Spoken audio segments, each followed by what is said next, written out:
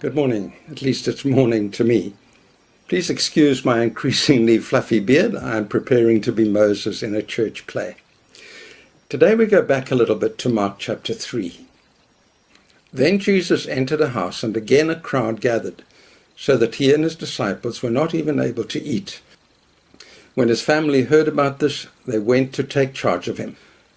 I've called this little meditation opposition. Isn't it sad that someone who did as much good as Jesus should be opposed? But then he said, whenever we do God's work, we will be opposed. What's particularly disappointing, though, is the two groups who oppose him. First, his family opposes him. They come, we read, to take charge of him, for goodness sake. I'd sooner take charge of a roaring lion. And it's particularly sad because a family is meant to launch us out into the world, not to hold us back. And many families do that, but some families are threatened when one rises above the others, and there seems to be an impulse to try and pull him down and put him back in his place. It's like a little boy walking along a row of flowers with a stick in his hand. Which flower do you think he takes a swipe at? Well, of course, the tallest one.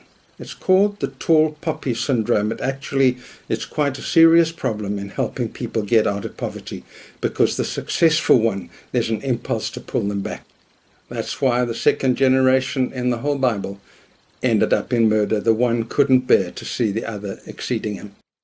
Jesus' family just don't see who he is and what potential he has. It was one of my fears in school teaching, that I would fail to see the potential in someone who would turn out to be potentially great, because the teachers of both Churchill and Hitler failed to recognize their potential for good or evil.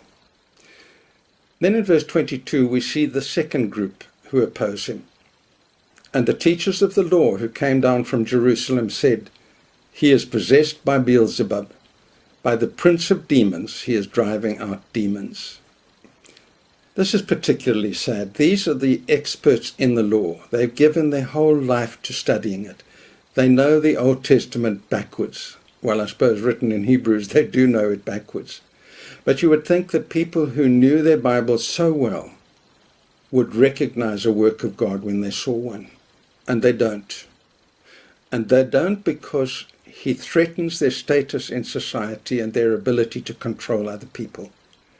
In this meditation, I'm going to leave you with 3 questions that perhaps you can meditate on afterwards. And the first is this: what threatens me, and how is it clouding my judgment?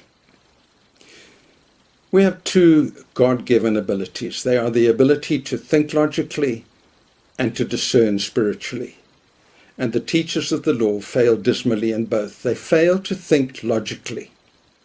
They say, by the prince of demons, he is driving out demons. And Jesus immediately cuts through that bad logic.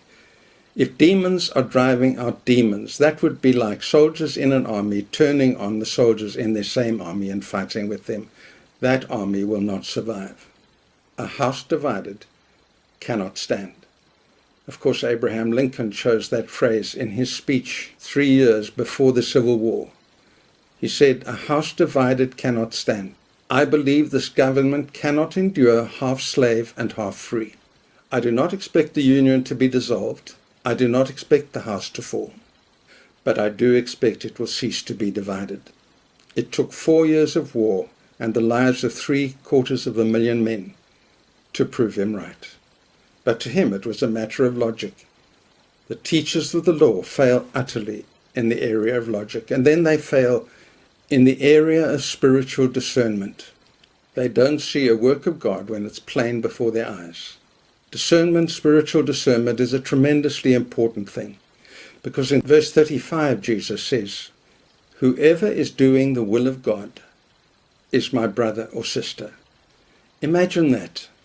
Jesus Christ, the Savior of the world, the Creator of the universe, calling me his brother. It's almost unbelievable. But the wonderful thing is, for me to be called his brother, he doesn't ask me to be extra good. He doesn't ask me to be perfect.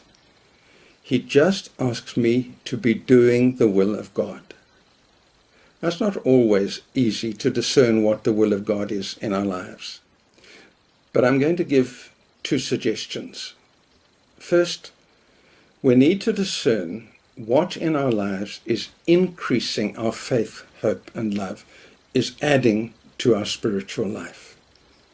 Discern what is increasing our faith, hope, and love, and then do more of that. Secondly, we need to discern, there's that word again, where God is working in the world around us, and get more involved with that. And as we do these things, we will be doing the will of God. And so the second and third question I want to leave with you is, what in my life increases my faith, hope, and love, my spiritual life? And where in the world around me do I see God working?